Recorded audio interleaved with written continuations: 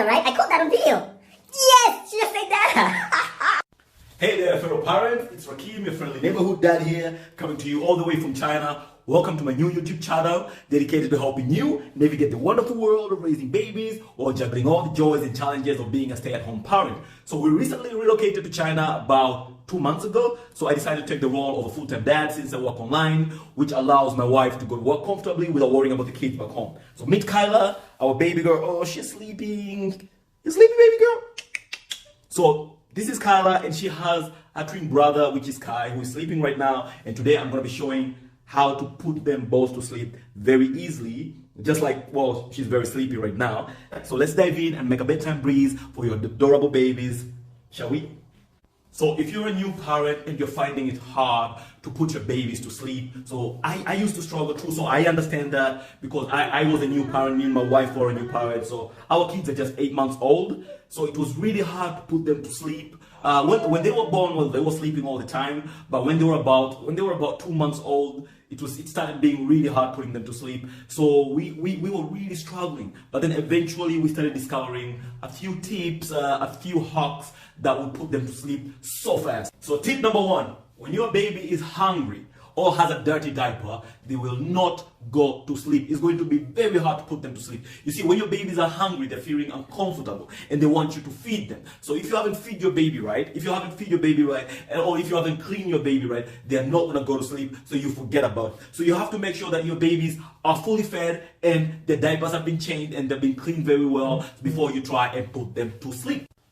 Tip number 2, babies need a very comfortable environment to sleep. So any sudden movements, bright light, any noise is going to interfere with your baby's sleep. So you might want to dim that light, no sudden movement. So you need a very comfortable, you need a very steady bed. So a bed that's going to be making noises is going to wake up the baby, and then you're going to have to try and put them to sleep all over again. So you need a very, very comfortable environment for your baby to sleep.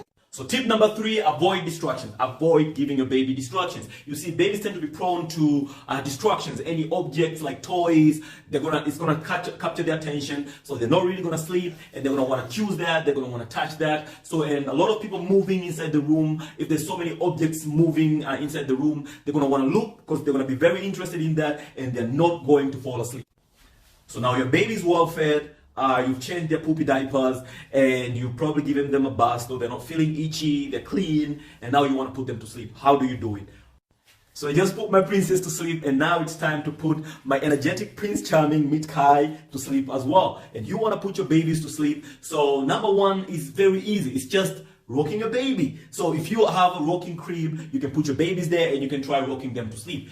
Which some of the time it doesn't work for me. So which brings us to number 2. I usually carry my baby around. So if you have just one baby, you can go with them around, you can carry them around, and it will easily put them to sleep because babies love to feel your presence. They want to feel your warmth. You are their parent, so they want to feel your warmth. You see what Kai is doing right now? They want to feel that you're there. They want to feel love. So they will sleep when you're doing that.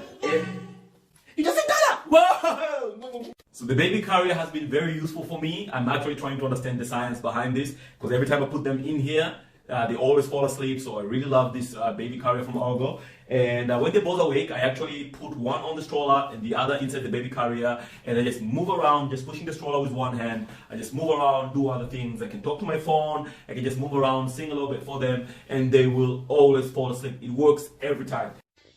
Once again, the baby carrier and the stroller saves the day.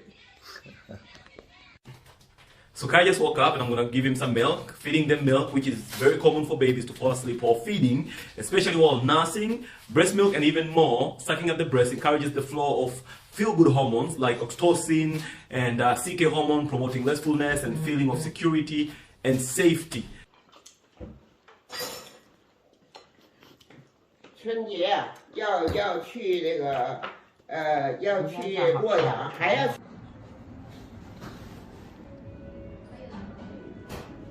Number 4, you need to establish a bedtime routine. Set a consistent bedtime routine that includes activities like warm birds, reading a book, or singing a lullaby. This will signal to the baby that it's time to sleep. I remember I learned this the hard way every night when they didn't know it's sleep time, so eventually I had to make sure by 9 p.m. they're all well fed, bathed, and comfortable, then I work on getting them to sleep. Number 5, I would recommend to swaddle the baby. Wrapping your baby snugly in a soft blanket can help them feel secure and mimic the feeling of being in the womb, aiding in falling asleep. This was taught to me by my wife, and I actually don't use it very much when I'm at home, but she has mastered doing this, and you can use it. And also you can maybe add on like white noise, some soothing music to create like a peaceful atmosphere. Number 6, I would establish a consistent nap time, a nap schedule to ensure that your baby is getting enough daytime sleep. Being overtired can make it harder for the baby to sleep, so stick to a regular nap schedule. Number 7, offer a pacifier, because when you're inside and it's not comfortable and you know, there's not enough moisture, so the babies can't relax, and the pacifier makes it easier. However, make sure it's safe, so you need to follow some guidelines because not all pacifiers are safe. And number 8, you can use a gentle massage before bedtime. Give your baby a relaxing massage using a soft, slow strokes. This can help release tension and promote a sense of relaxation. And lastly, I would take the baby out and encourage a daytime activity and exposure to natural light. Engaging your baby in activities or taking them outside for some fresh air and natural light during the day can help establish a day-night rhythm, making it easier for them to fall asleep at night, and this has always worked for me. So no need to stay indoors the whole day. Take your kids out for some fun activities and some fresh air and watch them fall asleep. So thank you for watching. Let's create a peaceful oasis where dreams come true and tired parents can finally catch a well-deserved break. Remember, we're on this incredible journey together. Make sure to subscribe to my channel so you never miss out on the upcoming videos filled with invaluable tips and heartfelt advice for every stay-at-home parent out there. Let's embark on this incredible journey, and thank you for watching again. Bye-bye. Have a nice time raising those beautiful babies.